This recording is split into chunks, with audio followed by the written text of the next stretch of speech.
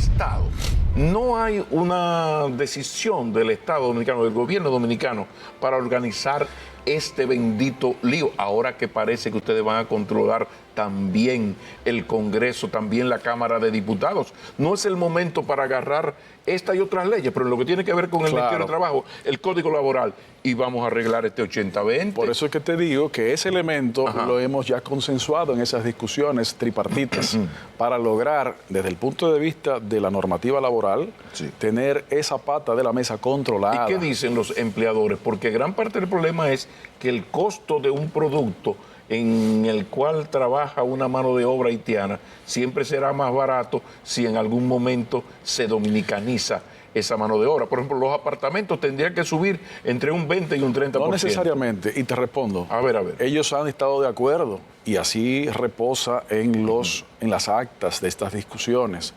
Porque ¿cuál ha sido la experiencia que hemos tenido en los diálogos con los actores del tripartismo? Con toda franqueza, Pablo. Hemos encontrado una madurez y un compromiso por el fortalecimiento institucional, que es justamente una de las mejoras que el presidente Abinader ha estado impulsando y principio con el cual se encuentra comprometido. ¿Y por qué? Porque si bien pueden darse algunos casos como lo que está señalando, en términos generales del mercado, del tejido productivo nacional, se está consciente de que es mayor el detrimento que las ventajas estructurales, y por eso el acuerdo se ha materializado. Pero así como esos elementos, hay muchos otros elementos en esa modernización. Por ejemplo, logramos ya también el tema del teletrabajo, logramos también otra serie de elementos que son fundamentales. Pero todo esto va combinado necesariamente con las mejoras de los sistemas de protección social. Tú me preguntabas cuáles son de las cosas que nosotros entendemos han agregado valor. Pablo, aunque también estamos desarrollando de manera paralela, como debe ser, la mejora en nuestra ley de seguridad, en nuestro sistema de seguridad social, no hemos detenido mejoras posibles esperando una reforma. No, hemos producido y concretado muchas de ellas. Por ejemplo, en lo que va de gestión, en cuanto a honorarios médicos de la seguridad social, se han aumentado 2 oportunidades, 20 y 20%, que da en interés compuesto más de 40%. Pero también se han aumentado coberturas de salud en seguridad social, en donde los análisis BRCA1 y BRCA2 de propensión de cáncer de mama que no estaban cubiertos, están cubiertos desde hace ya más de 2 años. Donde una mastectomía profiláctica preventiva, también por cáncer de mama, no estaba cubierto, ya está cubierto. Donde una reconstrucción mamaria no estaba cubierto, ya está cubierto. Donde una atención renal integral no estaba cubierto, ya está cubierto. Donde se redujo a la mitad el copago de internamiento, donde también se han aumentado los límites de protección en cuanto a cobertura de medicamentos en un 50% también. Todo eso en materia de salud. Pero en materia de riesgos laborales, sí, salud, seguridad social. Sí, claro. En materia de riesgos laborales, Pablo, nosotros hemos logrado, y cuando digo nosotros, no me refiero solamente al gobierno, me refiero al tripartismo, porque acuérdate a la mesa. Que todas las conversaciones y las decisiones tienen que ser con la participación de los actores del tripartismo nuclear. O sea que ese derecho a veto de los empresarios se va a mantener. Eso hay que analizarlo. Pero ¿qué pasa también? Que en materia de riesgos laborales hemos en algunos casos aumentado más de 1.300% algunas pensiones por discapacidad que existían y estaban en niveles magros.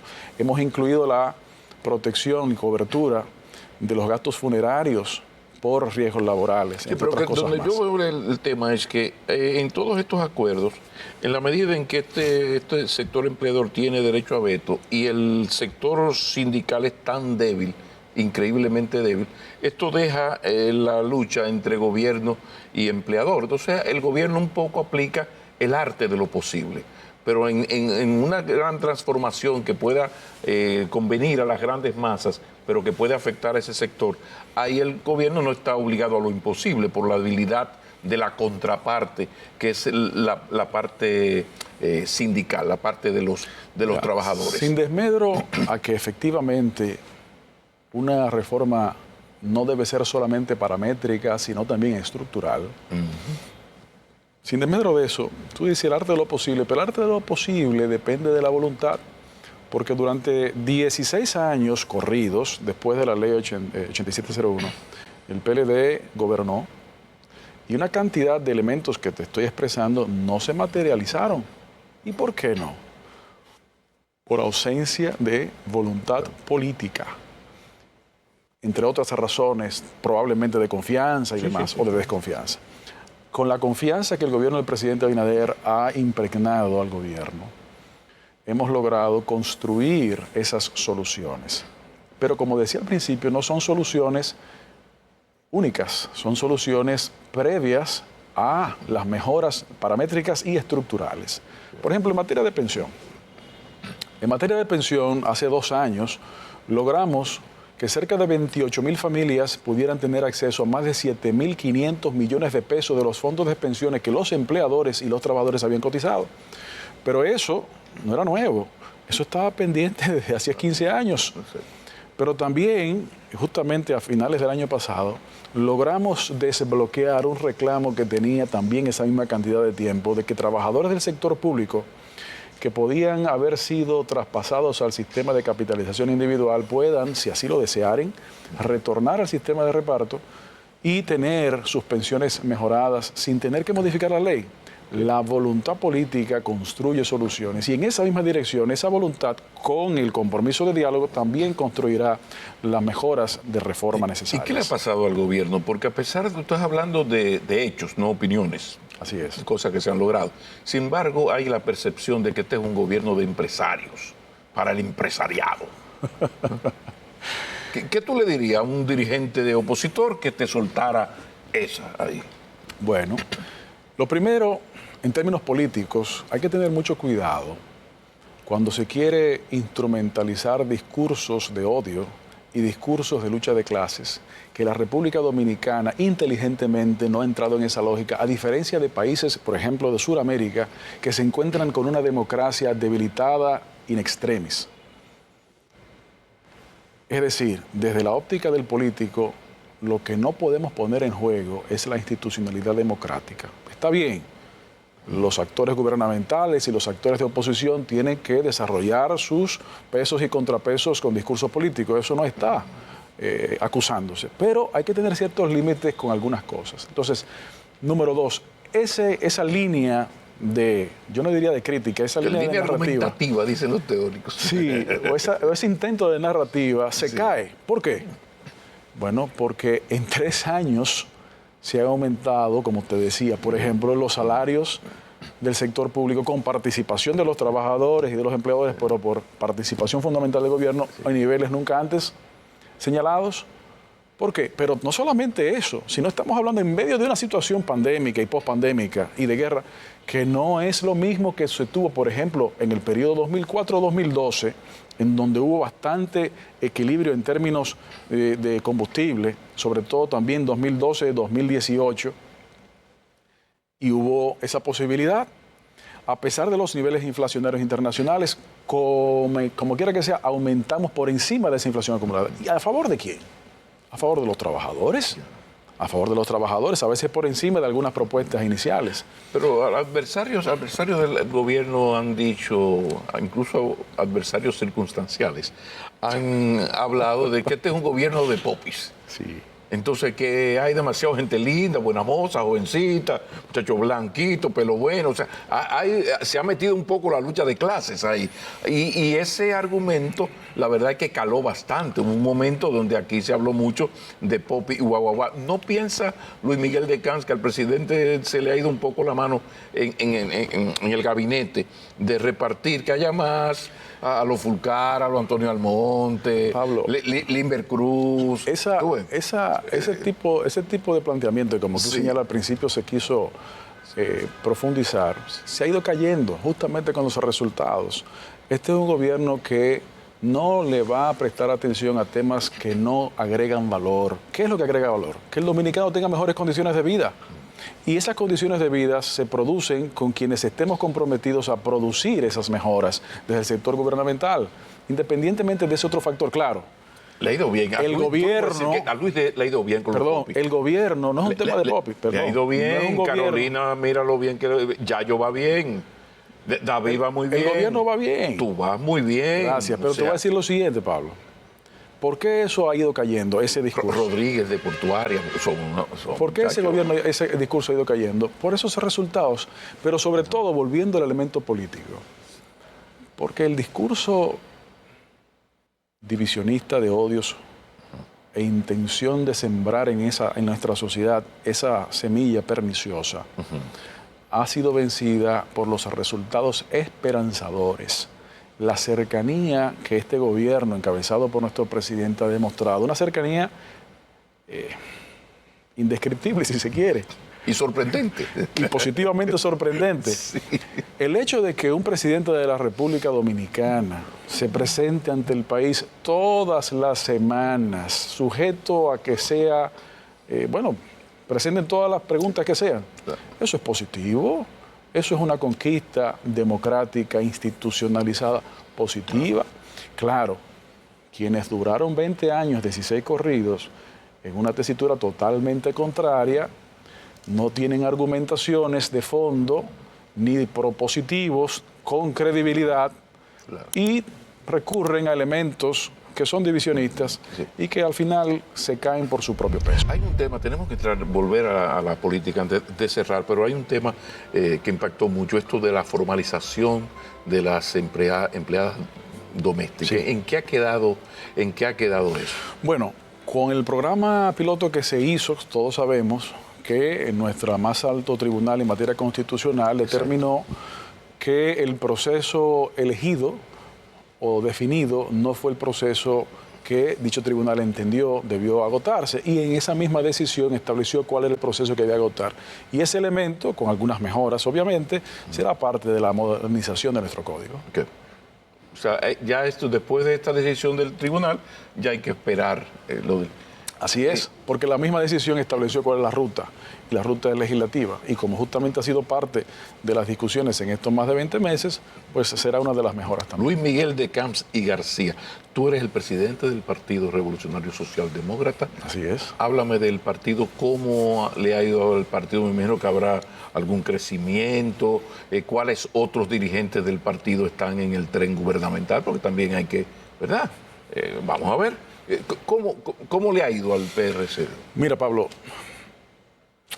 nosotros fuimos el partido que primero declaró formalmente como su candidato a la presidencia en el 2020 a Luis Abinader, incluso antes que lo formalizara el propio PRM. ¿Por qué? Porque en las conversaciones confirmamos que el objetivo esencial fue y sigue siendo el mismo. ¿Cuál es ese objetivo? El fortalecimiento de las instituciones democráticas, la eliminación en la medida de lo posible de las subjetividades de momento y la construcción a partir de ese fortalecimiento del país cambiado que hemos estado construyendo.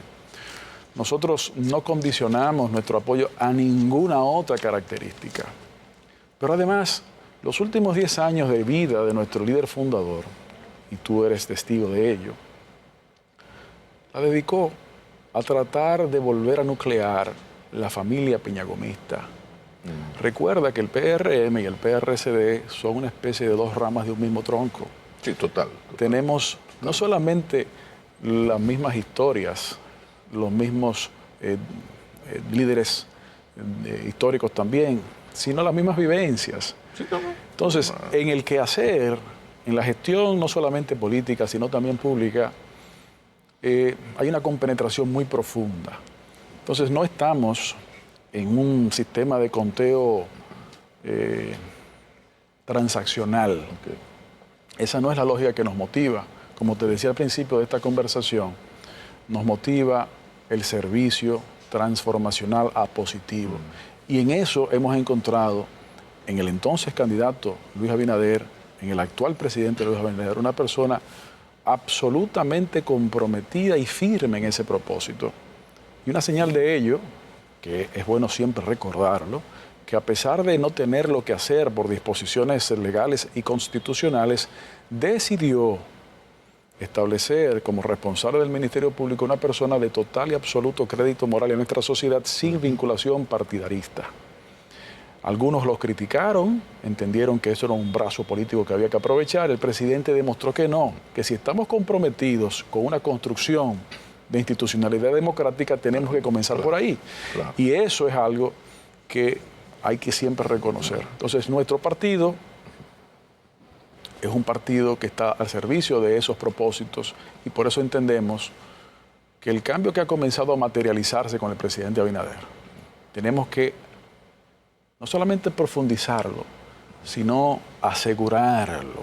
Pero como partido no tienen que duplicar esfuerzos para un crecimiento propio más importante. ¿Hasta qué punto pueden estar distrayéndose en apoyar al gobierno del PRM y no apoyarse a sí mismo? Es posible. Es un partido pequeño en crecimiento. Sin lugar a dudas, si lo viéramos estrictamente en términos individuales, por llamarlo de alguna manera, nosotros nos hemos concentrado más en el servicio público que en el servicio político porque somos de criterio que las transformaciones beneficiosas para la sociedad es nuestra obligación y nuestra misión y que el instrumento político deberá fortalecerse a través de esos resultados y no a expensas de ellos. Finalmente, Luis Miguel de Camps y García. Bueno, el soberano habló, una victoria contundente en las municipales. Sí. Ahora van a las presidenciales, que la discusión, yo estuve con unos funcionarios el otro día en Palacio y la discusión es que no, que yo digo que 53, el otro dice que 58, el otro se incomoda porque no, que son 63%, que él va a ganar con el 63%. Incluso ya se da como un hecho lo de que se va a decidir todo en la primera vuelta, pero peor todavía, se habla de que se va a mantener el control de la Cámara del Senado y ahora se va a sumar el control casi absoluto de la Cámara de Diputados. Está el Partido Revolucionario Socialdemócrata, el gobierno, el PRM, preparado para esta avalancha que le viene encima de una gran oportunidad. Ustedes querían gobierno, usted quería poder, señor Abinader. Mire el poder, el pueblo dominicano le ha entregado el poder. Ustedes está Luis Miguel de Camps y García preparado para ese desafío. Absolutamente, no solamente preparados, sino también listos para construir y terminar de materializar una serie de transformaciones e incluso el propio presidente Abinader, que se ha cuidado de manera magistral, correctamente, de las conductas que en el pasado exhibieron presidentes con características avasallantes. Se ha cuidado, y lo dijo hace un par de días, que al concluir el proceso electoral deberá convocar a todas las fuerzas políticas para, de una vez y por todas, concluir una serie de transformaciones pendientes. Eso es lo que un líder de una nación debe hacer.